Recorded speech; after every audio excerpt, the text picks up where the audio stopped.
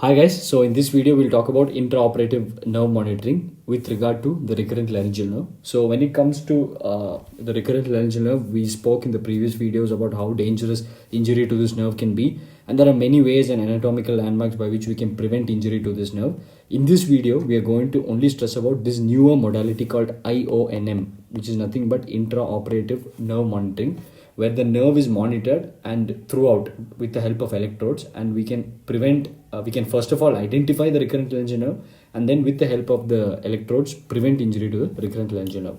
So when it comes to intraoperative nerve monitoring, there are two types of nerve monitoring: continuous nerve monitoring, where the electrical activity within the nerve is constantly monitored by placing a sensor on the vagus nerve itself; and intermittent nerve monitoring, where every once in a while the surgeon stimulates the nerve to see if it is still functioning. Okay, so this is more useful especially when it comes to re-exploration or second surgeries in the neck. So you do a first hemithyroidectomy and you need to go and do a completion thyroidectomy, then this is more beneficial because the normal anatomical landmarks and anatomical planes are lost.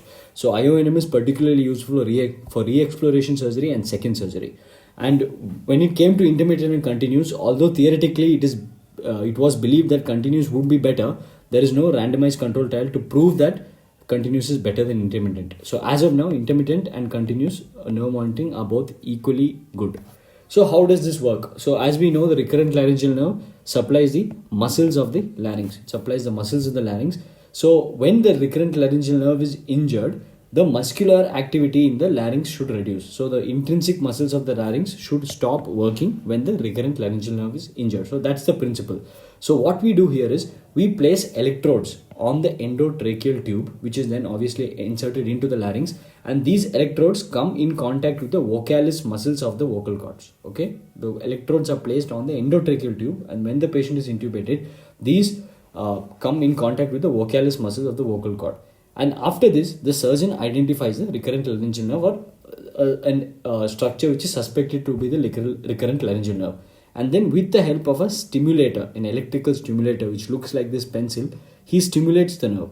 So when the recurrent laryngeal nerve is stimulated, the vocalis muscle contracts. And this contraction is recorded by the sensors on the endotracheal tube. So it's very simple. I'll show you a few images to make it more simple. So here you can see your endotracheal tube with sensors, and these sensors come in touch with the vocal cords or the vocalis muscle. Okay, and then with the help of this stimulator, you can see this stimulator, the recurrent laryngeal nerve is stimulated by the surgeon. And when he stimulates the recurrent laryngeal nerve, it causes activation of this recurrent laryngeal nerve, which then in turn activates the muscles in the vocal cords and cause muscular activity in the vocal cords. So you can see here you have a stimulator probe which stimulates the recurrent laryngeal nerve, and when it's stimulated, it goes and stimulates the vocal cord muscles. So you have movement in the vocal cord, which is then picked up by the sensors on the endotracheal tube and are shown on a monitor as a wave like pattern. So when you have a contraction, you will have a wave followed by, so this is your depolarization and repolarization, which you can see. So this is basically a type of electromyography. So it's an electromyographic kind of study. So coming back to the initial point, so this not only helps us identify the nerve in the first place, but also helps us localize the site of injury. So how does that work? So imagine you have this distance of the nerve, okay, and if you stimulate here and the muscles contract, that means this much of the nerve is patent. Now imagine you stimulate here and the muscles do not contract. It means some bit within this length is not patent or is injured.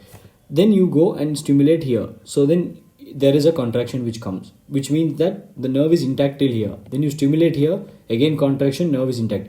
But then when you stimulate here, there's no response. So which means this could be the probable site of injury. So it not only helps us identify the recurrent laryngeal nerve intraoperatively and help preserve it, but also can help us identify the site of injury. So by stimulation proximal to the injury will not cause a response. Will cause a response, and distal to injury will have no response. So when you stimulate the nerve proximal to injury, you will have a response. When you stimulate the nerve distal to injury, you will not have a response.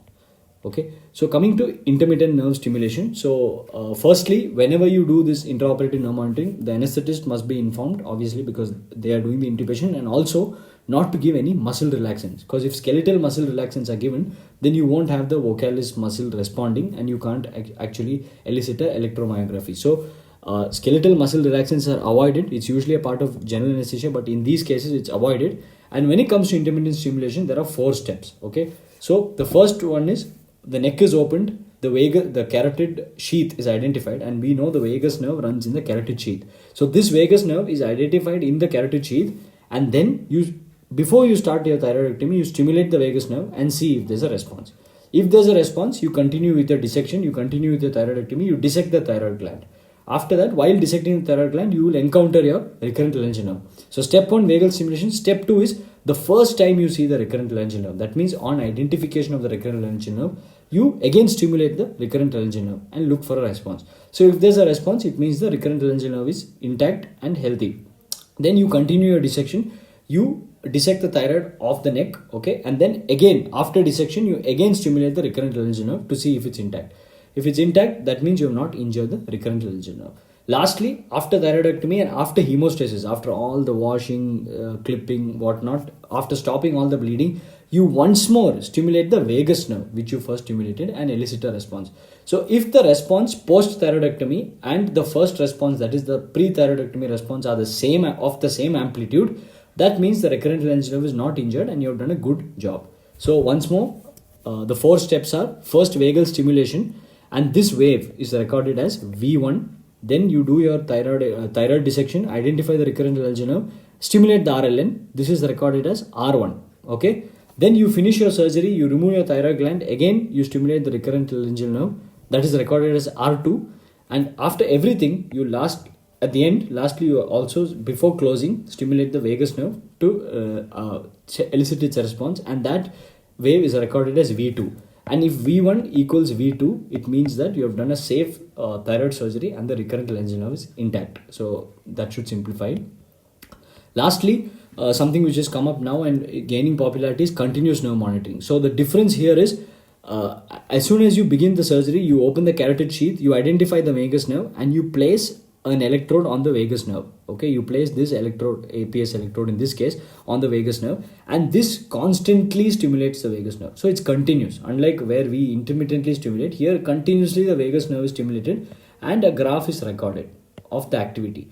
Now, if the recurrent laryngeal nerve is injured during surgery, then this circuit is broken and you will no longer have the. So that's it. So that's about continuous stimulation. It's coming up, but as of now, intermittent and continuous are equally good.